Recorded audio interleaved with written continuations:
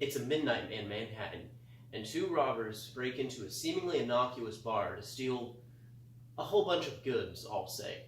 Now, something weird happens. At the same time, a group of police officers show up at the bar. It's way past closing time, so they shouldn't be there.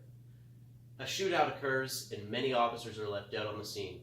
Detective Andre Davis, played by Chadwick Boseman, arrives to, well, do some detective work.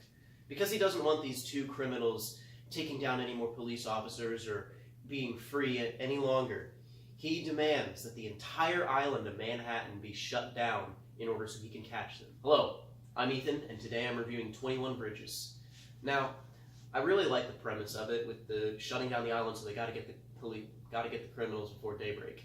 However, I question the legitimacy of it. I highly doubt that New York would allow Manhattan to be just shut off from the outside world to catch two criminals that, frankly, I mean, compared to a lot of other crimes, didn't do that much. I think they killed somewhere around like 10 police, which is obviously still like high stakes, but in real life, I think the only thing that could really warrant that is like a severe terrorist threat.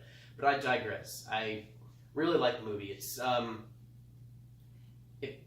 Don't go into it expecting some way over-the-top action movie like, let's just say Terminator.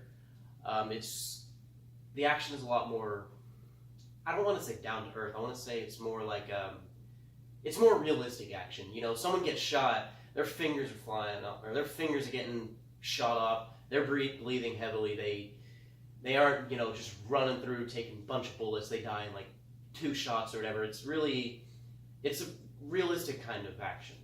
And it is very brutal. I mean, I mentioned, you know, fingers getting shot off. They show that, they show the aftermath of it. There's one scene in which a cop is shot in the neck and you see him, you know, they're coughing up blood, dying in the seat. It's hard to watch almost. I do like when they kind of cross that line into a realistic depiction of violence. I think it makes whatever happens a lot more impactful. And speaking of all the violence and action scenes, I really like how the guns sound. That's a really, seems like a minute detail, but all the guns, I mean, they are loud, they are in your face. In theaters, it almost sounds real.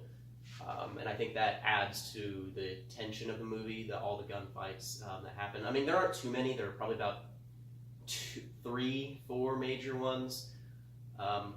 It's not like constant action all the way through, of course.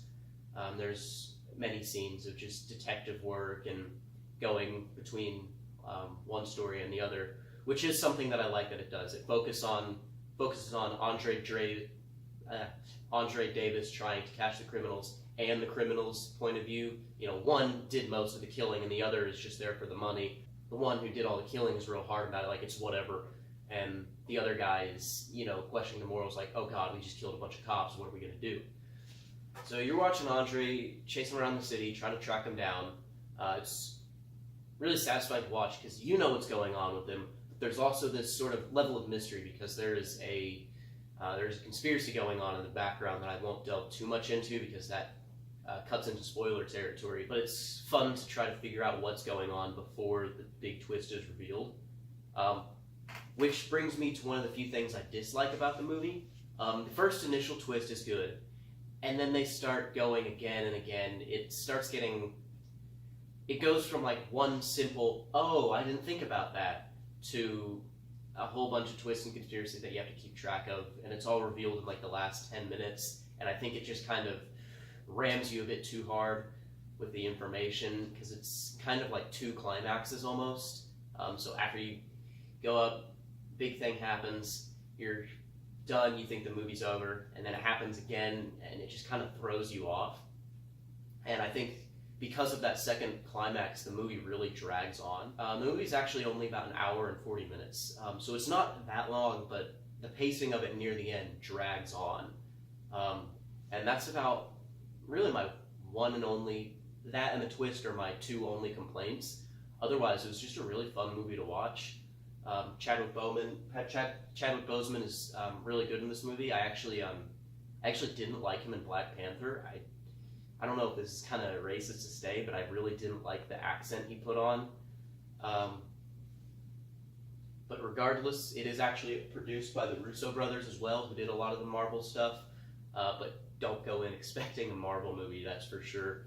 I think this is one of the better movies of 2019. I don't think it's it's not the best movie. It's not. I don't think it'll be remembered as like a major cult classic, but I do think it'll be remembered at least. Overall, it's a good movie. I recommend you give it a shot. I give it an 8 out of 10. See ya.